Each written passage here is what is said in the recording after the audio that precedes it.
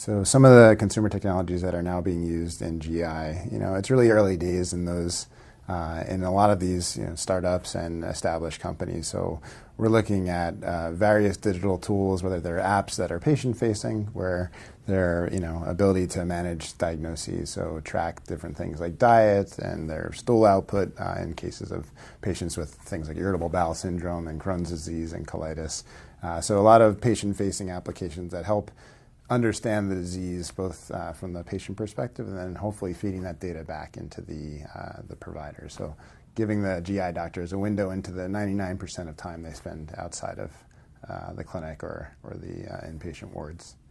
So how are digital tools and consumer technologies helping with diagnosis and treatment? I think similar to some of this data tracking tools and chronic disease management tools, a lot of these things can help better understand the course of a disease beyond just the short brief time you have in a clinic visit. And so better understanding disease course, what ultimately qualifies as a flare, for example, in Crohn's and colitis, and then better understanding the context of that over time. And so really building a timeline of one's disease so that not only can the patient better understand their disease and know what, a bad day and maybe eating too many tacos versus a disease flare, for example.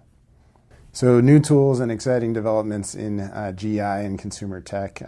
It's really an exciting time. I mean, we just saw a great panel on artificial intelligence and machine learning and the opportunities for really using the data that we're collecting, whether it's with patient-facing applications or it's real-time endoscopy, artificial intelligence, and using the ability of computers to augment clinicians' ability to detect, polyps, for example.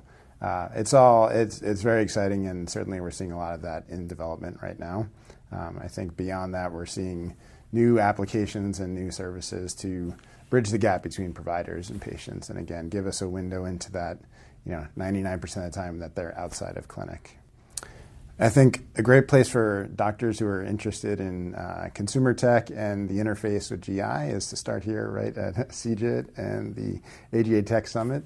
This is the 10th year. It's my second year, and is really just an incredible place for folks who are interested in really being at the bleeding edge of their practice and using some of these phenomenal tools that are actively being developed here in partnership with the AGA in certain cases, but certainly out there in the world, this is a great convening place for folks to find their tribe. And for me, it's been a great place to see the opportunity between gastroenterology and technology innovation all come together in one place. So here's a good place to start.